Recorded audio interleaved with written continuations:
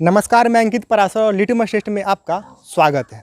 पूरी दुनिया में रासायनिक खेती को लेकर जो समस्या है, मानवीय स्वास्थ्य के स्तर पर, इकोलॉजी के स्तर पर, पर्यावरण के स्तर पर और एग्रो क्राइसिस के स्तर पर, वो किसी से छुपी नहीं हुई है। ऐसे में पूरी दुनिया वैकल्पिक खेती, जिसके अंदर जैविक खेती हो, प्राकृतिक खेती हो, उसके तरफ तेज़ी से स्विच कर रही है। हमारे पीछे आप ये बोर्ड देख रहे होंगे, जानकी जैविक वर्मी कंपोस्ट। तो एक जैविक जो उर्वरक है, जो खाद है, उसके उत्पादक हैं, उनसे हम बात करेंगे। तो हमारे साथ हैं जानकी जैविक वर्मी कंपोस्ट के संचालक गोपी रमन सिंह से हम बात करेंगे और जानना चाहेंगे इसके उत्पादन और इसके वितरण एवं जो पूरी रिटेलिंग होती है उसकी प्रक्रिया को। ये हम आ गए हैं जहाँ पर जैविक खाद का उत्पादन होता है। आपके सामने बहुत सारे ये जो स्लॉट आप देख रहे होंगे, इसी में इस खाद का उत्पादन होता है। तो गोपी रमन जी, सबसे पहले कि इसका उत्पादन, अगर मैं किसान हूँ जी और मैं चाहूँ कि मुझे इसका उत्पादन करना, या मैं एक उद्यम के रूप में इसको शुरू करना चाहता हूँ, तो जो प्रशासन से जो अनुमति लेने की प्रक्रिया होती है या कुछ लाइसेंसिंग हो, जो भी हो, तो जो पहला प्रक्रिया है अनुमति के स्तर पर प्रशासन से, वो क्या है और वो कैसे होता है? ये सबसे पहले तो आपको बिहार सरकार द्वारा अनुदानित होना पड़ेगा। बिहार सरकार द्वारा हॉर्टिकल्चर विभाग से आपको अनुदानित होना पड़ेगा। उसके लिए सबसे पहले आपको अपने डिस्ट्रिक्ट में हॉर्टिकल्चर ऑफिसर से कांटेक्ट करना होगा और उसके थ्रू आप एक फॉर्म भर सकते हैं, जिस फॉर्म के मदद से आपको पर 5 बेड का आपको एक यूनिट प्रदान किया जाएगा। उसके हिसाब से आपको सबसे पहले आपको इंफ्रास्ट्रक्चर के बारे में जानकारी दी जाएगी कि मूलभूत ढांचा सांचा में उसको क्या क्या ज़रूरत होती है। उसके हिसाब से आपको सारी चीज़ें प्रदान की जाएगी। तो सबसे पहले आपको इन्वेस्ट खुद करना होगा। अच्छा, सबसे पहले अगर जैसे कि ये तो जो प्रशासन से अनुमति की प्रक्रिया है वो हो गई। जैसे कि मुझे इंफ्रास्ट्रक्चर बनानी है और सरकारी बहुत सारी दावा कर रही है, राज्य सरकार, केंद्र सरकार दोनों, की हम जैविक कृषि को प्रोत्साहित करते हैं। तो इसकी अवसंरचना के निर्माण में सरकार की तरफ से धनराशि के स्तर पे क्या सहयोग मिलता है?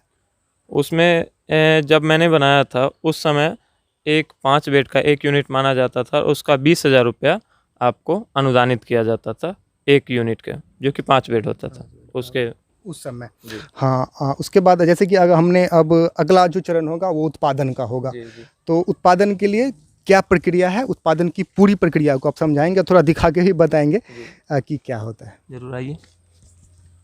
देखिए, उत्पादन के लिए जो हम सबसे पहला प्रक्रिया है वो आपको गोबर पे, जो कि हम रिलाई करते हैं, सबसे पहला है कि from the village to the village का एक कंसेप्ट आता है कि हमें गांव से ही लेना है। और जनरली आप 80 to 90% आप ये गौर करेंगे ज़रूर कि आपका रूरल बेस्ड ये सिस्टम उत्पादन है, ठीक है, और उपभोग दोनों। हाँ, दोनों है।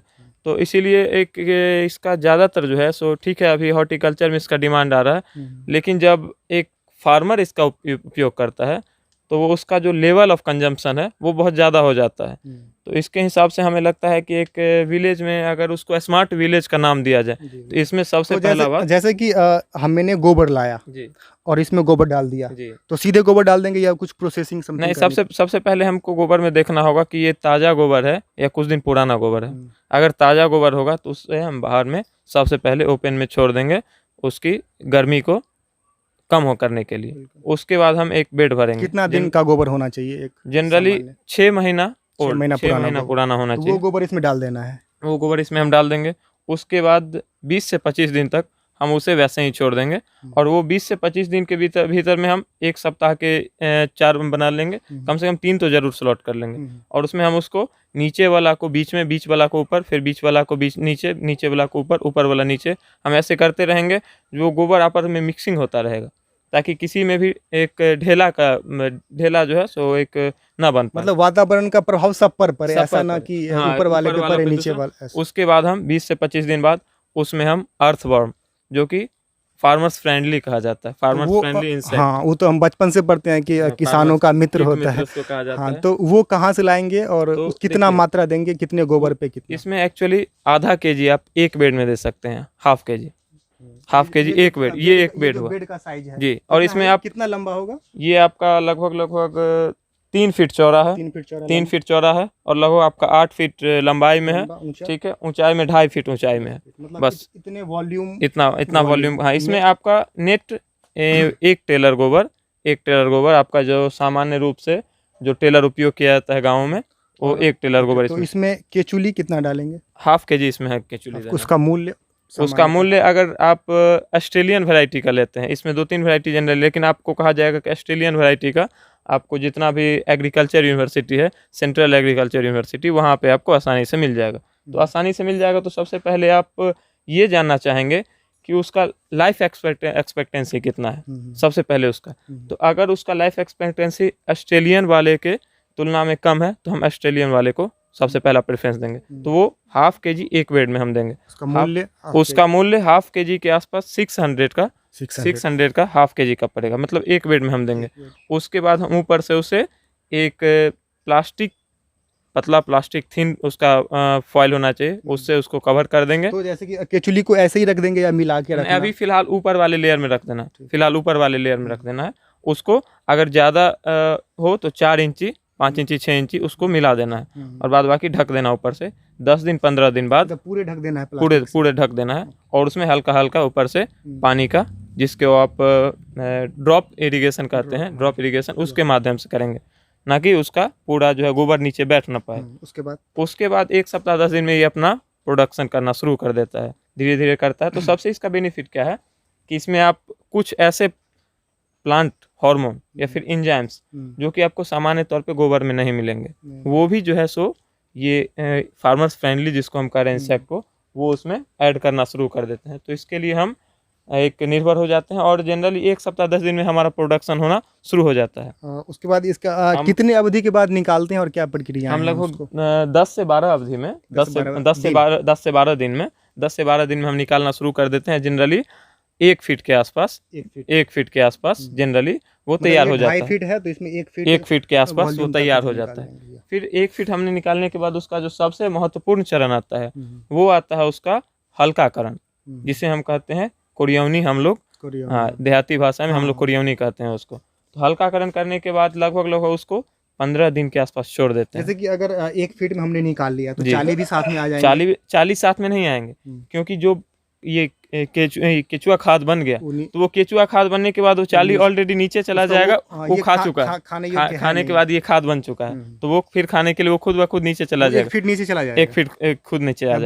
12 दिन में आ जाएगा वो नीचे। उसके बाद फिर आप उसको इकट्ठा करके निकाल लीजिए, फिर उसको हल्का करके, हल्का इसीलिए किया जाता है कि जितना भी केचुआ है वो सब आपस में एक जगह जमा ना हो सके, अलग अलग यहाँ वाला केचुआ। आपने कहा हल्काकरण, जिसको हम झिलियौनी, झिलियौनी कुरियौनी होता है, मतलब खुरपी लेके। हाँ, इसके लिए एक 5 पॉइंटेड आता है, 5 पॉइंटेड हो, जिसको हम कहते हैं। आप लेके आइएगा तो वो थोड़ा जो 5 पॉइंटेड पंजा उसको। तो जनरली उससे हमको समझिए 1 सप्ताह 10 दिन लेके चलते हैं। 1 सप्ताह 10 दिन हम उसको फिर छोड़ देंगे।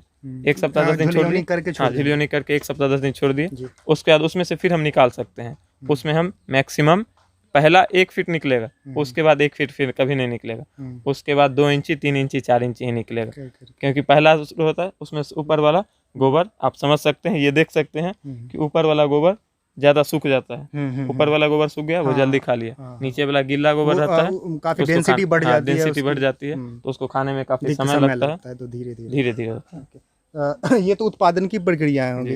दूसरा ये जो कंपोजिशन की बात कर लेते हैं कि सामान्यतः गोबर में उतने कंपोजिशन नहीं होता है, और आपने बीच में कहा भी था कि वो जो केचुली से खाते हैं तो बहुत सारे एंजाइम्स और बहुत सारे रासायनिक चीजें ऐसे निकलती है जो सामान्य तौर पे गोबर या फिर में नहीं होता है, और वो निकलने के बाद ये एक संपूर्ण खाद हो जाता है, एक टोटलिटी, जिसको हम कहते हैं MOP, DAP और NPK, MOP, जिसको पोटास कहते हैं। इन सारी चीजों में जो टोटल कंपोजिशंस होते हैं वो सारे इसमें आ जाते हैं और ये संपूर्ण खाद बन जाता है। तो इसमें सामान्य तौर पर देखा गया है, सामान्य तौर पर कर रहे हैं, क्योंकि कभी कभी कंपोजिशन वेरी कर जाते हैं, लेकिन एक सामान्य तौर पर हम ये अनुमान जो हॉर्टिकल्चर विभाग है वहाँ से लगाया गया है कि एक जो अच्छा लैब टेस्टिंग जब होता है, तो जब एक सबसे अच्छा उत्तम क्वालिटी का, जो सबसे बेस्ट क्वालिटी का जैविक खाद बनता है, उसमें आपका 5:8:11 का रहता है NPK का मात्रा।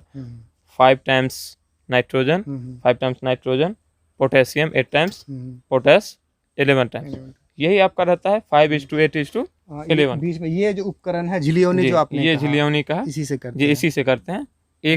एक बित्ता के आसपास इसको हम कर सकते हैं, 5 या 6 उंगली 5 या 6 उंगली है। ऐसे ऐसे रख करके, ऐसे रख करके, इसको हम ऐसे रख करके ऐसे ऐसे जी, ये इसको ऐसे ऐसे करना जी ना? जी, इसे इसको किचली मरता हो नहीं है ना? किचली कोई नहीं मरता है, इसके लिए दिया हुआ है। हाँ, इसको हम ऐसे नीचे तक ले जाते हैं, ऊपर वाले नीचे वाले को ऊपर इसे करें, हल्का हो जाता है ताकि जी। उसको नीचे शिफ्ट और फिर कर इसको पाने ऐसे में, करके और डेंसिटी को थोड़ा हम बस हल्का कर देते हैं करते ताकि वो ओके, भारीपन ना हो पाए। ये इसका हाँ कंपोजिशन पे आप हम लोग बात जी। कर रहे थे कि जो एक आइडियल स्थिति जो होती है जी, खाद जी। की, वो उससे इस कहीं- उसी अनुपात में और उतने जी, ही जी। घटक कंपोनेंट जो होते हैं वो इसमें होते हैं, होते हैं। कभी कभी ये भी लगाया गया है कि कुछ हेल्दी बैक्टीरिया इसमें अतिरिक्त हैं। अतिरिक्त होते हैं, कुछ हेल्दी बैक्टीरिया अतिरिक्त होते हैं। आपको बहुत सारा जब गोबर होता है तो बहुत सारा जनरली देखा गया है कि गोबर में आपको कुछ प्लांट हार्मोन या फिर एंजाइम्स हाँ, अनअवेलेबल रहते हैं, लेकिन जैसे ही ये आपका जो अर्थवॉर्म है, जो कि आपका फार्मर्स फ्रेंडली कहा जाता है, उसके द्वारा ये अपना इसमें मतलब कुछ कुछ एडिशन ये एडिशन करते शुरू हैं हो अपनी जाते तरफ हैं, से। एंजाइम्स जिसको हार्मोन्स एडिशन शुरू हो जाते हैं। बिल्कुल। तो और ये भी तो एक प्रकार के रसायन ही हो गए ना, मतलब रसायन बायोकेमिकल जिनको हम बायोकेमिकल, कह जी, सकते जी। हैं। बिल्कुल। तो ये उत्पादन की प्रक्रिया हो गई। उत्पादन की अब प्रक्रिया। उत्पादन हो गया, उत्पादन करके कई बार हम खेत में डाल सकते हैं अपना, जी, जी। तो उसमें कोई दिक्कत नहीं, या छोटे स्तर पे अपने आसपास में बेच सकते जी हैं। जी लेकिन जब एक उद्यम के रूप में इसे हम देखेंगे जी। और अन्य सुदूर क्षेत्र में इसको हम बेचना चाहेंगे सेल सेल करना चाहिए, जी, मतलब जी। रिटेलिंग की बात जी, हो गई, जी। तो उसमें क्या प्रक्रियाएं हैं और उसमें टैक्सेशन के क्या एंगल्स आते जी, हैं, जी। पहला वो, और दूसरा जो अनुमति होती है सरकार जी, की, जी। जो लाइसेंसिंग की बात होती है, उसको लेकर के क्या क्या करने होंगे। देखिए सबसे पहले हम कह सकते हैं कि आपको अगर रिटेल लेवल पे आप एक छोटा सा लेवल पे आप अगर कर रहे हैं, तो छोटा सा लेवल पे कर रहे हैं तो आपको सबसे पहले आपको रिटेल लाइसेंसिंग के बारे में जानना होगा। रिटेल लाइसेंसिंग लेना बहुत इजी है। मतलब उसको रिटेल लाइसेंसिंग का मतलब ये होगा कि काफ़ी छोटे स्तर पे छोटे स्तर पे अगर हम कर रहे हैं तो उसको लेना काफ़ी इजी है। हम गांव में ही 1-2 किसान को 1 बोरा 2 बोरा 4 बोरा ये रिटेल हुआ इसमें लेने के लिए, लेकिन इसका सबसे एक कॉम्प्लेक्स प्रोसेस ये है कि इसमें आपको लैब टेस्टिंग कराना होगा, उसके बाद ही आपको रिटेल लाइसेंस तो लैब टेस्टिंग के बाद हमें रिटेलिंग हाँ। मतलब प्रोडक्शन में लैब टेस्टिंग का कोई एंगल नहीं है, नहीं बेचने पर है। बेचने हाँ, पर। तो लैब टेस्टिंग का क्या प्रक्रिया, लैब टेस्टिंग में आपको कार्यालय जनरली में जाना होगा? बिहार, अभी हम बिहार राज्य में हैं और बिहार राज्य में पटना द्वारा ही इसका लैब टेस्टिंग किया जाता है। पटना में हॉर्टिकल्चर ऑफिस है, उसके द्वारा ही इसका लैब टेस्टिंग किया जाएगा। तो वहाँ आपको जनरली 2 से 2.5 महीना का समय लगेगा। तो वहाँ सबसे जो एक मोस्ट इंपॉर्टेंट चीज़ देखा जाता है वो देखा जाएगा मॉइस्चर के बारे में, कि इसमें मॉइस्चर लेवल कितना है। इसीलिए हम बताएंगे कि देखिए मॉइस्चर लेवल अगर ज़्यादा हो तो फिर वो उपयोगी नहीं माना जाएगा। जैसे ये अभी प्रोसेस में है तो इसमें मॉइस्चर लेवल धीरे धीरे कम हो रहा है। इसको अभी आप छुइएगा तो इसमें आपको तो गर्मी मॉइस्चर के लेवल को जो एक आदर्श स्थिति में, संतुलित हाँ, स्थिति में रखने के लिए हम क्या इसको करेंगे? ड्रॉप इरिगेशन सिस्टम, जिसको ड्रिप इरिगेशन सिस्टम, लेकिन इजरायली वो- बेस्ड सिस्टम होता है। तो वो तो सही है, लेकिन वो तो मॉइस्चर बढ़ाने के तरीके, लेकिन अगर कम करने हैं, अगर कम करने हैं तो आपको ड्रायर, अगर आप बृहद पैमाना पे कर रहे हैं आपको ड्रायर उपयोग करना होगा। नहीं, आप छोटा सा पैमाना पे कर रहे हैं, आप एक फर्श बना लीजिए, फर्श पे निकाल के 2 दिन के लिए रखिए, धूप में सुखाइए। सबसे आसान तरीका है, कोई आपका 0 इन्वेस्टमेंट पे। तो फिर से आते हैं लैब टेस्टिंग पे हम लोग। तो लैब टेस्टिंग में आपने मॉइस्चर की बात की, जी। उसके बाद मॉइस्चर के बाद आपका चेक किया जाएगा कि आपका एनपीके का रेशियो, जनरली मैंने बताया कि 5:8:11 का आपका उसमें रेशियो, कभी कभी वो वेरी कर जाता है, लेकिन हाँ ऐसा नहीं है अगर 4:7:10 अगर हो गया तो आपका जनरली रिएक्ट कर जाए, ऐसा नहीं है। ये सभी एक पैमाना बना लेते हैं नॉर्मल कि एवरेज ये होना चाहिए। तो आपका जब ये हो गया तो आपको हाँ बता दिया गया कि आपका क्वालिटी बहुत अच्छा है, आप देने के लिए अच्छे हैं। उसके बाद आपका लाइसेंस, रिटेल लाइसेंसिंग के लिए अप्लाई कर सकते हैं। आपको easily मिल सकता है। लाइसेंसिंग उसके बाद जो कई बार सरकार कहती है कि हम जैविक खेती को बढ़ा रहे हैं 2018 में सरकार ने जी, कहा जी। भी था। तो मुझे लगता है टैक्सेशन को लेकर के इसमें एक बहुत रिलीफ होता होगा, ये तो क्या है? टैक्सेशन अभी फिलहाल एक छोटे स्तर पे, एक मिडिल स्तर पे भी कहिए, एमएसएमई तक के लिए, कि ये इसका टैक्सेशन में अभी रिलीफ पूरा सरकार के मतलब जीरो, जीरो एकदम, इसमें कोई टैक्सेशन नहीं है अभी। मतलब लागत जो है वो केवल कॉस्ट जो हम इन्वेस्ट Cost करें में है, उसी के या फिर स्तर पे, ट्रांसपोर्टेशन में आपको टैक्स वो लगेगा। मतलब टैक्सेशन का एक रिलीफ है, रिलीफ है। Production tax free. प्रोडक्शन मतलब हाँ। तो हम पटना जाएंगे लैब टेस्टिंग के लिए, जी। किस कार्यालय में जाएंगे? आपको हॉर्टिकल्चर ऑफिस पटना आप मालूम कर लीजिए इजली। तो वहाँ पे लैब टेस्टिंग होगा, उसके बाद हमें रिटेल के लिए हमें अनुमति मिल जाएगी, उसके बाद इसको हम बेच पाएंगे। ओके। एक और एंगल यहाँ पे आता है कि ये एक उद्यमिता आ जाते हैं बाहर। के बाहर की बात है थोड़ी सी, जी। कि ये जो चीज़ें चल रही है, तो जो एक आम खेती होती है, परंपरागत खेती, जी, जिसमें जी, हम अनाज की traditional, खेती आदि जी, जी। करते हैं, जिसका उद्देश्य एक निर्वाह अपना करना जी, जी। होता है, तो उसमें इसकी मांग कितनी है? Subsidence farming. हाँ, जी। और दूसरी चीज़ की जो फल सब्जी जो हाईली थोड़ी सी कमर्शियल ज़्यादा जी, हो जी, जाती जी, है, जी। या जो हॉर्टिकल्चर हो गए, जी। बागवानी, जी तो उनमें डिमांड ज़्यादा है, या जो गांव में आम किसान होते जी, हैं जी। उनमें इनको लेकर के क्या मतलब एक आग्रह है? देखिए, अगर वन टाइम यूज कहा जाए, मतलब आपका जब डिफरेंट सीजन होता है उसमें एक सीजन में, अगर वन टाइम सीजन में कहा जाए तो जनरली गांव में जो किसान होते हैं उनके द्वारा बहुत ज़्यादा डिमांड किया जाता है। लेकिन हाँ, रेगुलर इंटरवल पे कहेंगे तो रेगुलर इंटरवल पे आपका हॉर्टिकल जितना बागवानी हुआ, बगीचा लग रहा है, किसी आम का बगीचा लगा है, फिर सरकार द्वारा पौधशाला होता है, मनरेगा हो गया, आपका बहुत सारा सरकार गवर्नमेंट प्लांटेशन स्कीम चलाती रहती है। तो उसमें आपका कंटिन्यू एक, अगर गवर्नमेंट से आपका अच्छा खासा एक लिंकेज बन जाता है, एलाई हो जाते हैं आप, तो आपका कंटिन्यू चलते रहेगा। तो यहाँ ऐसा नहीं है कि फार्मर लेवल पे ज़्यादा हो गया या फिर ये लेवल पे कम हो गया, लेकिन एक तरह से देखा जाए तो हाँ, एक कहेंगे कि एक सीज़न के बाद फिर फार्मर, एक खरीफ सीजन है तो फिर रबी सीजन में जैसे कोई फार्मर किसान है वो गेहूं की बुआई कर रहा जी, जी। है, या मक्के की बुआई कर रहा है, तो ऐसे किसान में इसको लेकर के क्या एक्सेप्टेंस है? ऐसे किसान में देखिए, ये आपको जनरली अभी एक ट्रेडिशनल ऑर्थोडॉक्स जिसको थिंकिंग कहा जाता है, तो ऑर्थोडॉक्स थिंकिंग में एक है कि अभी थोड़ा सा ये पूरा टोटली इस पे रिलाई नहीं हुए हैं, वो थोड़ा सा फर्टिलाइजर को अभी भी तवज्जो वो देते हैं। मतलब क्योंकि परंपरागत है तो परंपरागत वो है तो वो तो थोड़ा सा उर्वरक की परंपरा को हाँ, बढ़ा रहे हैं। वो अभी थोड़ा लिबरल नहीं हुए, कंजर्वे हाँ, वो एक है। और जो कमर्शियल लोग हैं वो तो कॉस्ट को देखते हैं। कॉस्ट को देखते हैं जी। थोड़ा नो डाउट कि ये थोड़ा सा शुरुआती में कॉस्टली पड़ता है, क्योंकि आपका अगर एक ज़मीन है वो आपका यूज टू हो चुका है फर्टिलाइजर अडॉप्ट का, हो चुका है। हाँ, तो उसमें आपका डायरेक्ट आप इस पे स्विच नहीं हो सकते हैं, क्या कि आपको बहुत कॉस्टली पड़ेगा।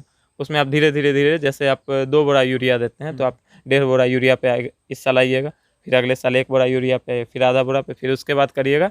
तो एलिमिनेशन इस तरह का से कर सकते हैं, डायरेक्ट स्विच इस पे होना एक लाभप्रद नहीं होगा। नहीं होता है। मतलब 3-4 साल की अवधि होती है जब जी। आपकी मिट्टी ये जो जैविक कंपोस्ट है उसको पूर्ण रूप से अडॉप्ट कर लेती है। सकती है। तो ये थे हमारे साथ गोपी रमन सिंह, जो कि समस्तीपुर, बिहार के समस्तीपुर जिले के अहमदपुर गांव में इनका एक प्रकल्प है। तो ये थे हमारे गोपी रमन सिंह, और आपने इस वीडियो के माध्यम से बहुत सारी चीज़ों को समझा होगा कि इसका उत्पादन कैसे किया जा सकता है, और गांव के स्तर पर इसका उत्पादन बहुत ही अच्छा है। और एक जो ग्रामोद्योग की दृष्टि से अगर हम देखें तो इसमें काफ़ी अवसर है उत्पादन। गांधी का सपना था कॉटेज इंडस्ट्री को लेके, उसमें ये बहुत अच्छा फल था। ग्रामीण स्वावलंबन को लेकर के, तो आज जो स्वराज का कंसेप्ट हमारे देश में चल रहा है, स्वराज का, तो स्वराज एक्चुअली में स्वराज कुछ अलग नहीं है, स्वराज एक मल्टीपर्पस है, उसमें एक ये भी आता है कॉटेज इंडस्ट्री। और गांव में हम अन्य तरह के बहुत सारे उद्योग नहीं लगा पाते हैं, क्योंकि उसके लिए फेवरेबल कंडीशंस नहीं होते हैं, और डिमांड गांव में उन चीज़ों को उत्पन्न करना कठिन होता है। लेकिन ये ऐसी चीज़ है जिसका प्रोडक्शन और कंजम्पशन दोनों गाँव में ही होता है। इस दृष्टि से बहुत, ये हमारे साथ गोपी रमन सिंह थी। आपने इस वीडियो को देखा, बहुत बहुत धन्यवाद। अगर आपको ये वीडियो अच्छा लगा तो आप इसको शेयर करें, साझा करें, ताकि जैविक कृषि को लेकर के, ग्रामीण स्वावलंबन को लेकर के जो लोग संभावनाओं को तलाश रहे हैं उनको एक लाभ मिले, उनको एक अवसर मिले।